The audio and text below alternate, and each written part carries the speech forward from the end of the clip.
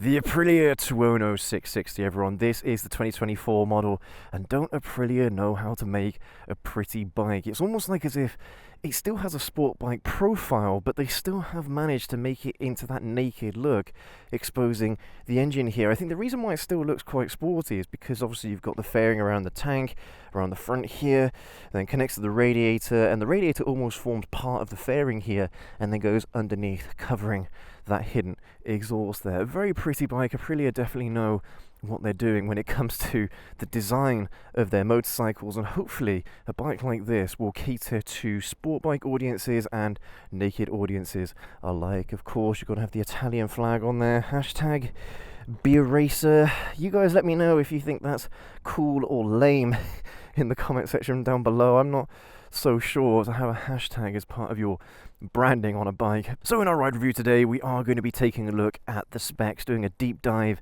into what this motorcycle is capable of and comparing that to the real world riding experience. Massive thank you to Fraser's Motorcycles of Gloucester for letting me have a go on this wicked motorcycle for you guys. If you live in Gloucester or the surrounding counties, definitely go and check them out. They have a huge showroom full of new and used motorcycles and loads of demos available to ride right now. So definitely go and check them out if you're looking to buy any new or used bikes. I'm sure they'll do you a fantastic deal. Thanks again, Fraser's, but let's jump on and let's have a little listen to the soundtrack of this bike. It is a parallel twin.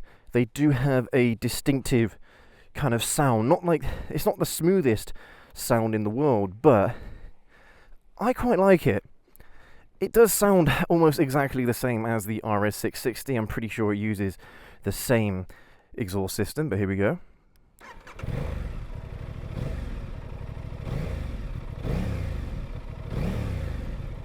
Yeah, sounds alright.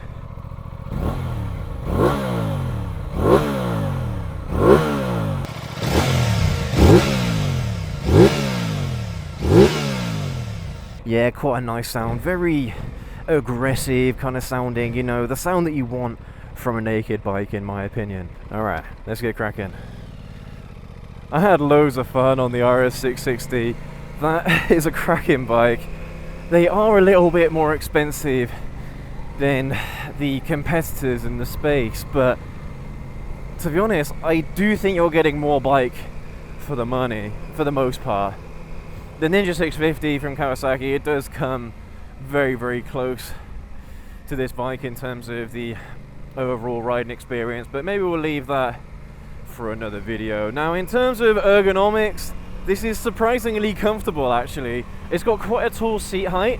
I'm not sure exactly what the measurement is, but yeah, I am on my tippy toes. If I try to flat foot either side of the bike, I'm 5'11", 6 foot on a good day.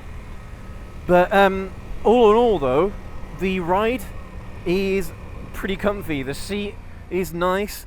The handlebars are quite straight, which I actually quite like. I'm used to having handlebars that curve in a little bit like this, but I actually prefer the grip position, ergonomic grip position of the Tuono here. Of course, you've got these it's actually quite a minimalist sort of design here with the unit clusters. It's got quite a decent screen. I think it's the same one that they have used since 2021, but well, if it ain't broke, don't fix it, right? It's I like it. It's nice and clear, concise. Of course, you've got your engine temperature or your coolant temperature, you've got your fuel, you've got your gear indicator there. It also has a nice little indicator to tell you when the kickstand is down, which I thought was quite a neat little feature that, well, no other bike that I can think of, or no other brand should I say, have that little indicator there. Because if your bike isn't starting and it's in gear and you're wondering why, well, I mean, you should know when your kickstand is down, but it's nice to have that little indicator there. Now, in terms of rider modes, you've got dynamic, which I'm on right now, which is kind of like the full power mode with traction control on and wheelie control. You've got individual, so at the moment it's got the wheelie control disabled on individual mode, so you can program it however you like, and you've got the commute mode there. So dynamic, commute and individual.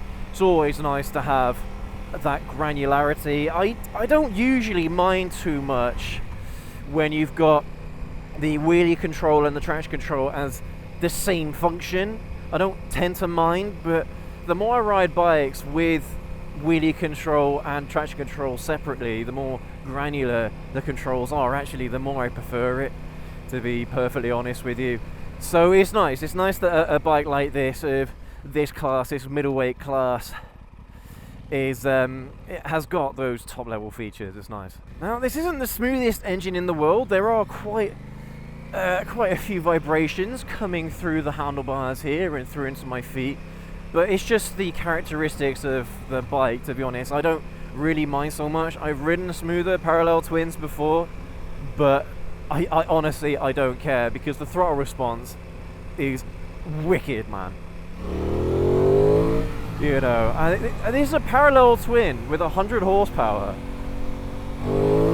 The amount of throttle response you're getting is crazy, and it does act, this engine does act like a sport bike engine, because you are getting most of your power in the top end RPMs, but typically, like a traditional parallel twin, you're still getting a nice punch all the way from 2000 RPM to 5000 RPM in the mid-range. It's lovely that you're getting that torque and you're getting that horsepower at the top end. It's a great combination, whereas most parallel twins, they have a nice punch in the low and the mid-range, but then they'll kind of fall off in the higher end RPM, so you've used up all the power that the bike has after you get past about 8,000 or 9,000 RPM.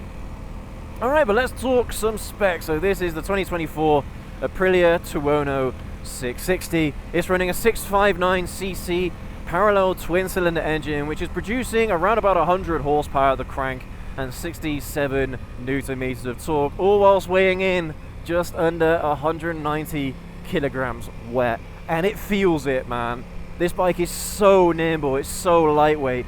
I mean, just like the RS 660, we are going to be doing quite a few comparisons between the two bikes, but there really isn't that much in it between the two bikes. It just depends on whether you prefer the looks or the ergonomics, one over the other. It's a very aggressive riding position on the RS 660. This is far more relaxed, but very traditionally a naked riding experience. Absolutely love it. And looking at it, it's got pretty decent fuel economy as well. That's the live fuel economy right now, 58, 60 mpg in second gear. That's pretty good if you ask me. So it's nice that you're getting a balance between performance and yeah, a bit of fuel economy as well, if that's what you care about when you're doing those longer journeys. Alright, so we're going to do our 0 to 60 run here. We're going to see if we can fit in 3 before we reach the end of the road. I mean, this bike is quick. I think it's got to be around about 3.5 seconds, maybe even a little bit more than that. Now, of course, I don't have a timer here with me, so this is all going to be done in post. Alright, I'll do the best I can, but yeah, let's see what this bike can do. Here we go.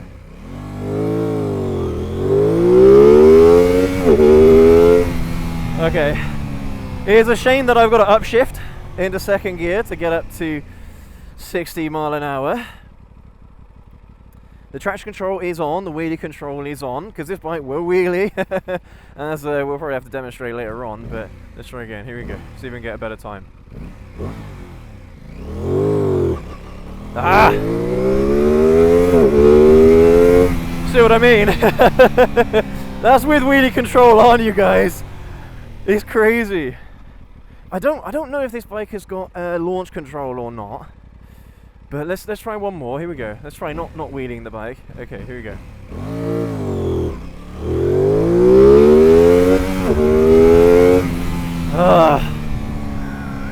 It's unfortunate that the gearing won't allow me to get to 60 in first gear.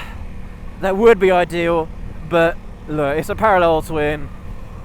That's pretty much the experience that you're gonna get for the most part. You hanging in there, GoPro? Hanging in there. It's a 360. Not the best 0 to 60s in the world. Someone who's got more skill at keeping the front end down will probably be able to do a significantly better time, but it's got to be around about 3.5 seconds or so 0 to 60 on paper. But But still, I mean, yeah, the fact that it's got wheelie control on, and yeah, it will pick up the front end.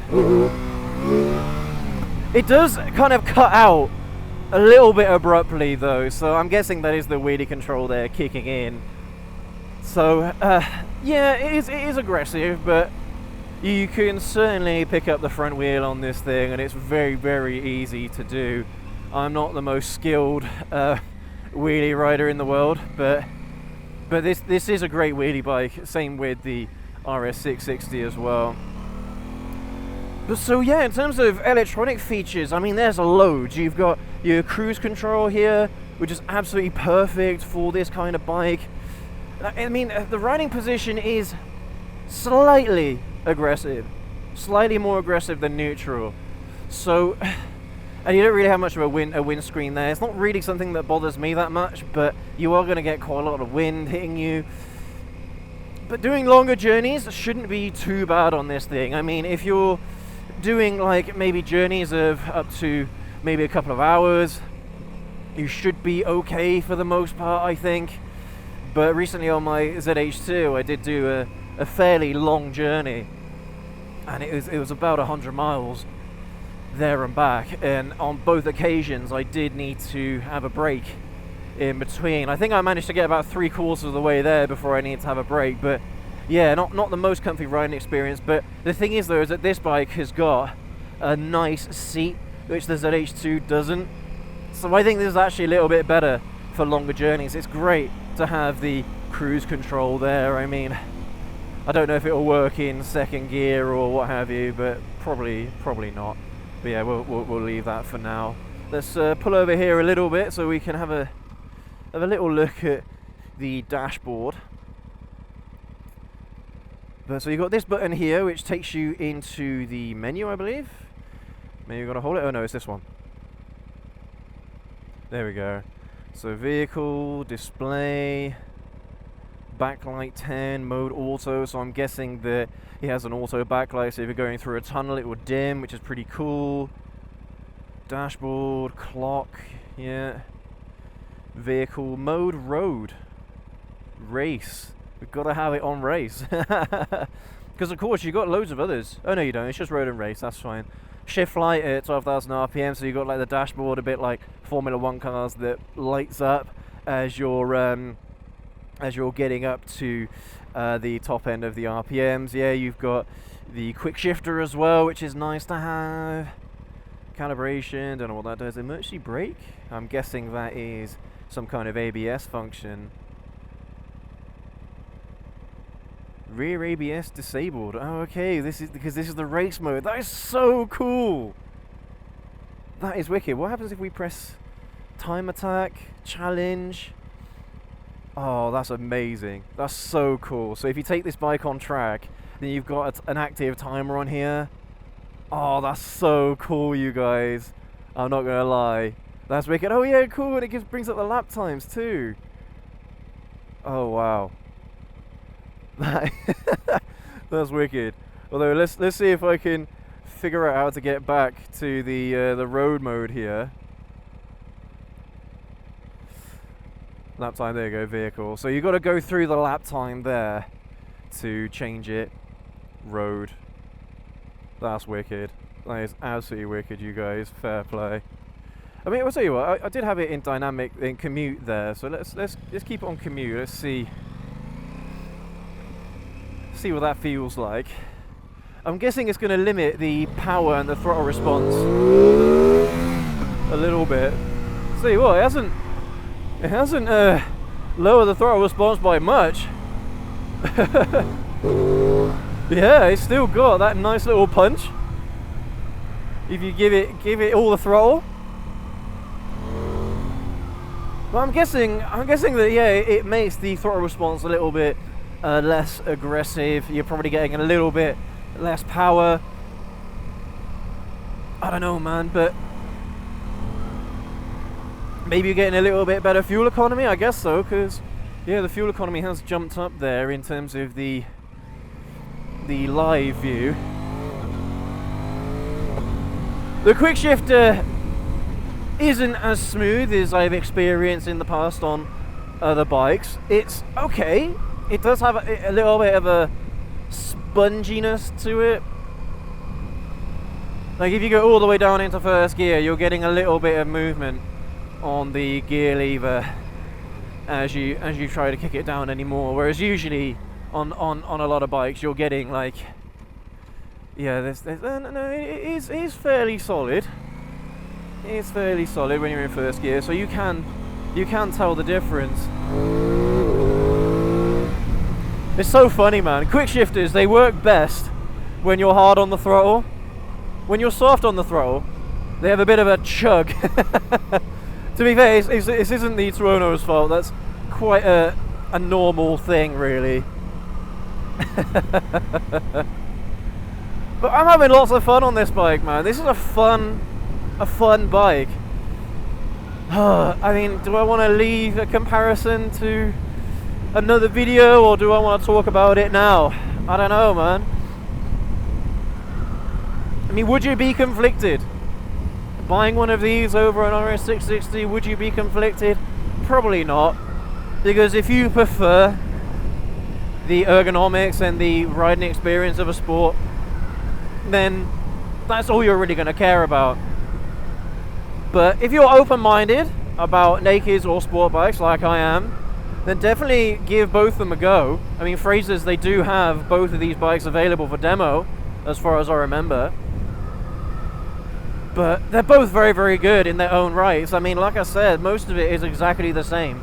The screen is the same, the riding experience a lot is the same. It just depends on whether you prefer that fully faired look, or if you prefer that open air engine look with some nicer, more neutral ergonomics.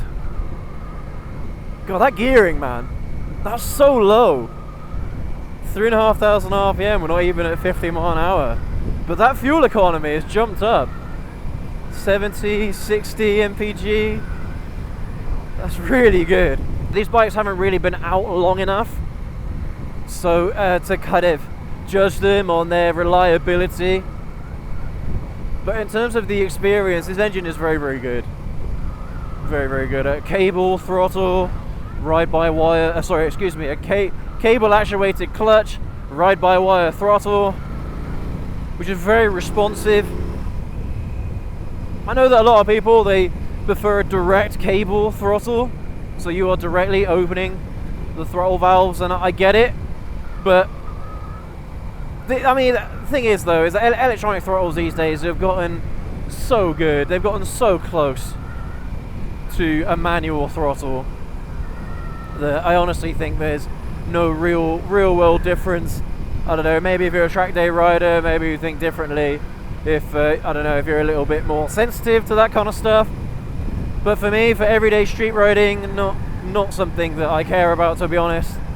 And it does make the throttle feel smoother, you know. But I really like it. I think one of the drawbacks to this bike is that it is getting up there in terms of price. You're talking about 12 grand for one of these, which is quite a lot of money. I mean, the Ninja 650 from Kawasaki is going for nearly half that. 6-7 grand on the road. You know, if I remember correctly, I could be wrong there. The R7 from Yamaha, again, basically a 650 parallel twin. That's going for like what, 8 grand? Something like that, brand new. Is this more bike for the money? Yes, I think it is. Because on the Ninja 650, you're not getting a quick shifter. I mean, this was the 2024-2023 variant that I had to go on last year, so it might have changed. Kawasaki might have updated it for 2025 to have a quick shifter. But that's one of the ways that they can save costs. So, no quick shifter. No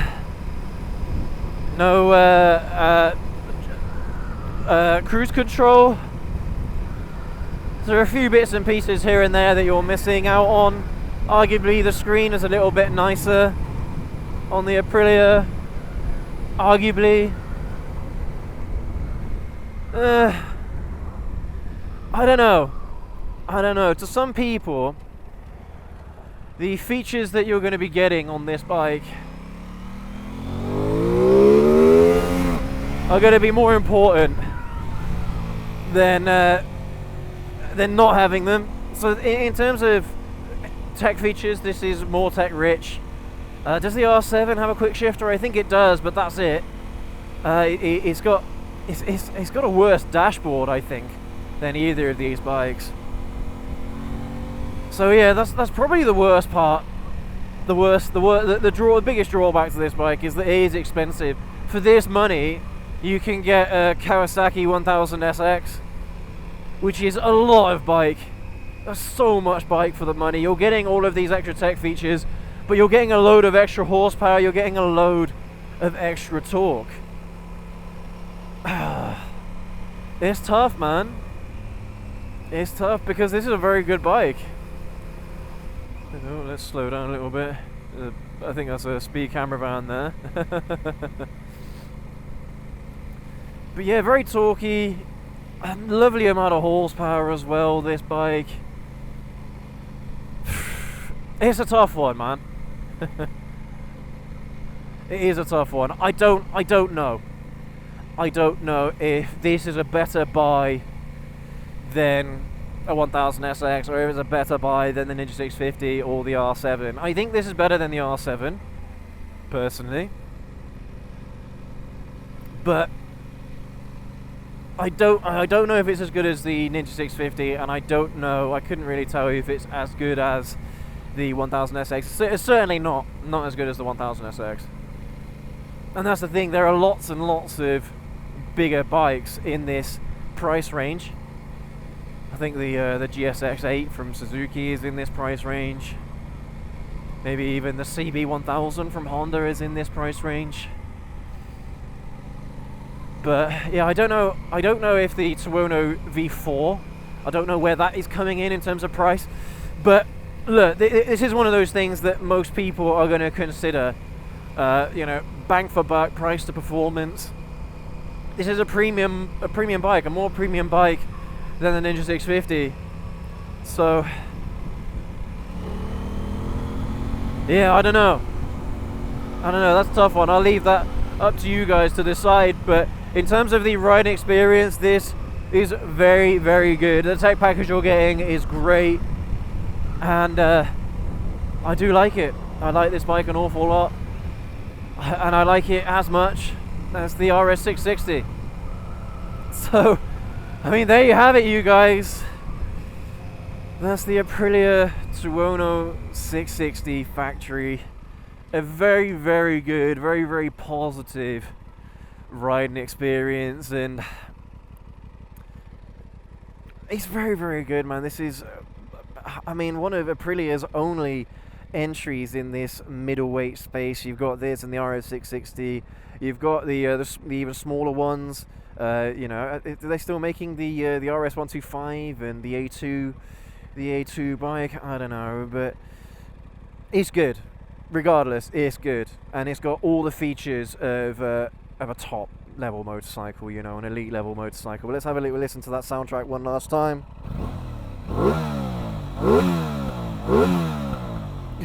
You can see the foot peg vibrating a little bit there. Yeah, a fantastic motorcycle, and I really, really like it. You've got the looks, you've got the performance, you've got all the tech features. There's so much that you're getting on this bike, and honestly, it gets my seal of approval. I love this bike. I know a lot of people prefer inline fours as opposed to parallel twins, but if you're going to buy a parallel twin, this is one of the best out there. But thank you ever so much for joining us on our ride review today, and of course please go and check out Fraser's of Gloucester. I'm sure they do a fantastic deal on any new or used motorcycles, and obviously, yeah, if you go and visit them, definitely let them know that I sent you there. But thank you once again, everyone, for checking out our ride review today. If you've enjoyed it, then please go ahead, leave that like, hit that subscribe button and that notification bell down there. I'd really appreciate it, and of course let us know what you think down the comment section below. But you guys, you take care, you ride safe. We'll catch you all in the next video. Have a good one.